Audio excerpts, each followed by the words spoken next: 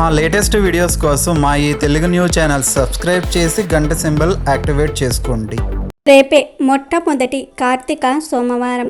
స్నానం చేసే నీటిలో ఈ ఒక్కటి వేసుకొని చేస్తే దరిద్రమంతా కూడా పోయి శివలోక అనుగ్రహం కలుగుతుందని పండితులు చెప్తూ ఉన్నారు.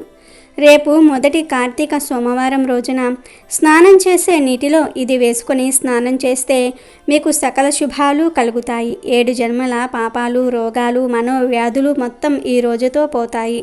మరి రేపు మొదటి కార్తీక సోమవారం రోజున స్నానం చేసే నీటిలో ఏం వేసుకుని చేయాలో ఈ వీడియోలో తెలుసుకుందాం. అలాగే శివుడికి ఎంతో ఇష్టమైన ఈ కార్తీక సోమవారం రోజున శివుని అనుగ్రహం కలగడానికి ఏం చేయాలో కూడా ఈ వీడియోలో వివరంగా తెలుసుకుందాం. అంతకన్నా ముందు మా వీడియో నచ్చితే లైక్ చేసి షేర్ చేయండి. అలాగే మా ఛానల్ను కూడా సబ్స్క్రైబ్ చేసుకోవటం మర్చిపోవద్దు. మా ఈ తెలుగు న్యూస్ ఛానల్ సబ్స్క్రైబ్ చేసుకున్నట్లే మంచి డిస్కౌంట్స్, డీల్స్ వచ్చే మా టెలిగ్రామ్ ఛానల్ లింక్ కింద డిస్క్రిప్షన్లో ఉంది, సబ్స్క్రైబ్ చేసుకోండి. ఇక వీడియోలోకి వస్తే, పరమశివుడికి సోమవారం ప్రీతికరమైన వారం. సోమ అంటే స ఉమ అనే అర్థం ఆవిష్కరింపబడుతోంది. స ఉమ అంటే ఉమతో కూడుకున్నవాడు శివుడు అని చెప్పబడుతున్నాడు. ఈ కారణంగానే సోమవారం రోజున చేసే పూజలు శివుడికి ప్రీతిని కలిగిస్తాయని అంటారు. ఈ నేపథ్యంలో కార్తీక మాసంలోని సోమవారాలు మరింత విశేషాన్ని కలిగినవిగా కనిపిస్తూ ఉంటాయి. ఈ వారంలో ముత్తైదువులు భక్తి శ్రద్ధలతో శివుణ్ణి కొలిస్తే మాంగళ్య భాగ్యం చేకూరుతుందని విశ్వాసం. కార్తీక సోమవారాల్లో సూర్యోదయానికి ముందుగానే తలస్నానం చేసి పూజా మందిరాన్ని అలంకరించుకోవాలి.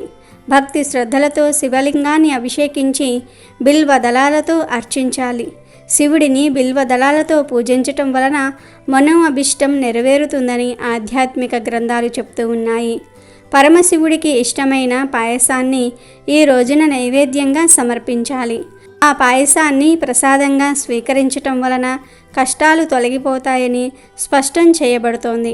ఈ రోజున శివాలయానికి వెళ్ళి స్వామివారి సన్నిధిలో కార్తీక దీపాలని వెలిగించుకోవాలి. ఈ విధంగా శివాలయంలో దీపాన్ని వెలిగించటం వలన సమస్త దోషాలు నశిస్తాయి.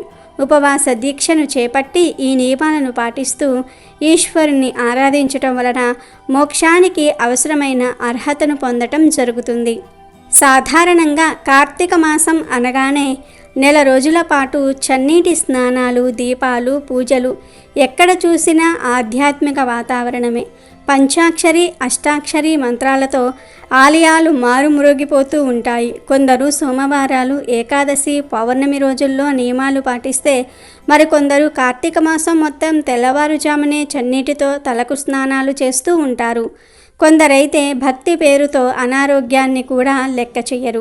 కానీ తలకు స్నానం చేస్తేనే భక్తి అనుకుంటే పొరపాటే. ఎందుకంటే కార్తీక మాసంలో నిత్యం తలస్నానం చేయటం వెనుక ఉన్న ఆంతర్యం వేరే అని చెప్తారు.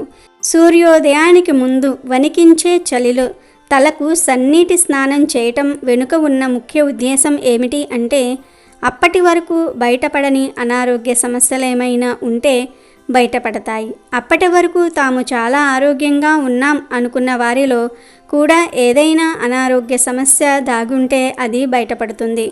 అంటే ఆరోగ్యంపై క్లారిటీ వస్తుంది. పైగా సూర్యోదయానికి ముందు చన్నీటి స్నానం శరీరానికి పట్టిన బద్ధకాన్ని వదిలించటంతో పాటు మానసిక ప్రశాంతతను ఇస్తుంది. అంతేగాని సూర్యోదయానికి ముందే స్నానం చేయకపోతే పాపం చుట్టుకుంటుందని కొందరు, ఉపవాసం ఉండకపోతే భక్తి కాదని అంటారేమో అని మరికొందరు ఆలోచిస్తూ ఉంటారు. ఆ ఆలోచన వెనుకున్నది కూడా భక్తే అయినప్పటికీ ఇలా చేస్తే మాత్రమే భక్తి అనుకోవద్దని సూచిస్తూ ఉన్నారు పండితులు. ఎందుకంటే అప్పటికే చిన్న చిన్న అనారోగ్య సమస్యలతో బాధపడుతున్నవారు నిత్యం తలస్నానాలు చేయటం, చన్నీటి స్నానాలు చేయటం వల్ల అనారోగ్యం మరింత పెరుగుతుంది. అందుకే మీ ఆరోగ్యం సహకరించకపోయినా కానీ నిత్యం తలస్నానం చేయాల్సిన అవసరం లేదు. మీకు అంతగా పట్టింపు ఉంటే కార్తీక మాసం మొదటి రోజు, కార్తీక సోమవారము, ఏకాదశి, కార్తీక పౌర్ణమి, పోలీ స్వర్గం రోజు తలకు స్నానమాచరించి ఇంట్లో తులసి మొక్క దగ్గర ఆలయాల్లో దీపాలు వెలిగిస్తే సరిపోతుంది. ఇక రేపు మొట్టమొదటి కార్తీక సోమవారం రోజున శివ అనుగ్రహం కలగాలి అంటే స్నానం చేసే నీటిలో ఈ ఒక్కటి వేసుకుని స్నానం చేయండి. మీరు నదులలో, పారే కాలువలలో, ఇంటిలో ఎక్కడ స్నానం చేసినా వీటిల్లో ఆ నీళ్ళల్లో అంటే మీరు స్నానం చేసే నీటిలో ఈ ఒక్కటి వేసుకుని స్నానం చేస్తే శివ అనుగ్రహం కలుగుతుంది. మరి అది ఏమిటి అంటే శంకుచక్ర పువ్వులు. శంకుచక్ర పువ్వులు అంటే శివుడికి మహాప్రీతికరమైనవి. ఈ శంకుచక్ర పువ్వులను రేపు స్నానం చేసే నీటిలో వేసుకుని స్నానం చేస్తే మీకు పట్టిన దరిద్రమంతా కూడా పోతుంది. శివలోక అనుగ్రహం కలుగుతుంది. అన్నిటిల్లో విజయాన్ని సాధించగలుగుతారు. మీ శరీరంలో ఉన్న రుగ్మతలు అన్నీ కూడా తొలగిపోతాయి. నీలిరంగులో ఉండే శంకుచక్ర పువ్వులను స్నానం చేసే నీటిలో వేసుకుని స్నానం చేయండి. ఒకవేళ శంకుచక్ర పువ్వులు మీకు అందుబాటులో లేకపోతే మారేడు ఆకులను కానీ పసుపును కానీ స్నానం చేసే నీటిలో వేసుకుని స్నానం చేయండి. శంకుచక్ర పువ్వులు లేదా మారేడు ఆకులు లేదా పసుపు ఈ మూడిటిల్లో ఏదో ఒకటి వేసుకుని స్నానం చేసినా మీకు శుభ ఫలితాలే కలుగుతాయి. అయితే నదిలో కాలువలలో స్నానం చేసేవారు కూడా ఒక చెంబులో వీటిని వేసుకుని దానితో నీళ్లు తీసుకొని స్నానం చేయాలి. వీటితో స్నానం చేయటం వల్ల 7 జన్మల పాపాలు, రోగాలు, మనోవ్యాధులు అన్నీ కూడా తొలగిపోతాయి. మీ శరీరానికి నూతన ఉత్తేజం వస్తుంది. రేపు మొట్టమొదటి కార్తీక సోమవారం వీటిని స్నానం చేసే నీటిలో వేసుకుని స్నానం చేసి శివలోక అనుగ్రహాన్ని పొందండి. అలాగే శివుడికి తులసి కోటకు నిష్టగా పూజలు చేయండి. శివాలయాలలో రేపు మొదటి కార్తీక సోమవారం దీపాలు వెలిగిస్తే మీ మనసులో ఉన్న కోరికలు ఆ శివయ్య ఖచ్చితంగా నెరవేరుస్తాడు. ఈ రోజున కార్తీక సోమవారం వ్రతం ఆచరించడం వల్ల సకల శుభాలు కలుగుతాయని పండితులు చెప్తూ ఉన్నారు.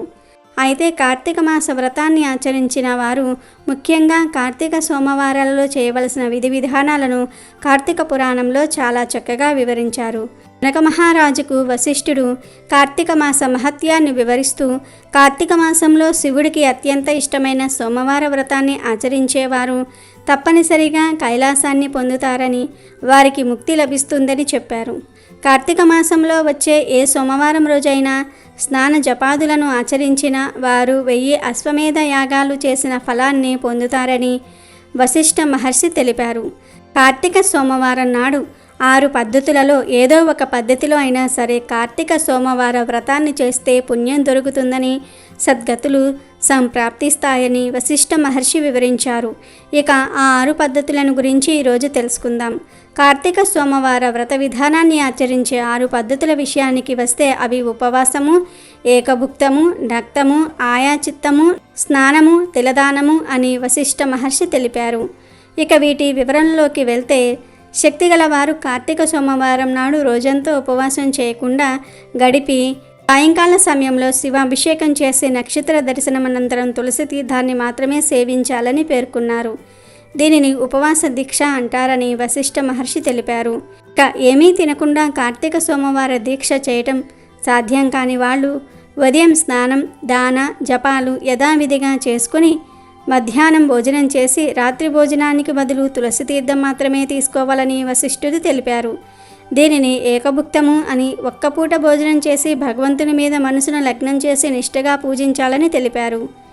ఇక మరొక విధానంలో పగలంతా ఉపవాసం చేసి ఏమీ తినకుండా రాత్రి నక్షత్ర దర్శనం తర్వాత భోజనానికి కానీ ఉపహారాన్ని కానీ తీసుకోవడాన్ని నక్తము అంటారు అని వశిష్ఠుడు తెలిపారు. అంటే పూర్తిగా ఆహారం లేకుండా దీక్ష చేయటం. ఒక్క పూట మధ్యాహ్నం సమయంలో భోజనం చేసి రాత్రి భోజనం చేయకుండా వ్రతాన్ని చేయటం, రోజంతా తినకుండా రాత్రి సమయంలో భోజనం చేయటం ద్వారా కార్తీక మాస సోమవార వ్రతాన్ని చేయవచ్చునని సూచించారు. ఇక మరొక విధానంలో భోజనానికి తాము ప్రయత్నం చేయకుండా ఎవరైనా భోజనం పెడితే ఆ భోజనాన్ని మాత్రమే చేయడాన్ని ఆయాచిత్తము అంటారు. ఈ విధానంలో కూడా కార్తీక సోమవార వ్రతాన్ని చేయవచ్చునని వశిష్ఠుడు తెలిపారు. ఇక ఉపవాసానికి శక్తి లేని వారు స్నాన జపాదులు చేసినప్పటికీ సరిపోతుందని అన్నారు. ఇక మంత్ర విధులు కూడా రానివారు, స్నాన జపాదులు చేయనివారు కార్తీక సోమవారం నాడు నువ్వులను దానం చేసినా సరిపోతుందని వశిష్ఠుడు జనకుడికి తెలిపారు. కార్తీక సోమవారం నాడు నిష్ఠగా ఈ 6 పద్ధతులలో దేనిని ఆచరించినా వారు ఖచ్చితంగా కైవల్యాన్ని పొందుతారు అని, శివ సాయుధ్యం లభిస్తుందని వశిష్ఠుడు జనక మహారాజుకు బోధించాడు.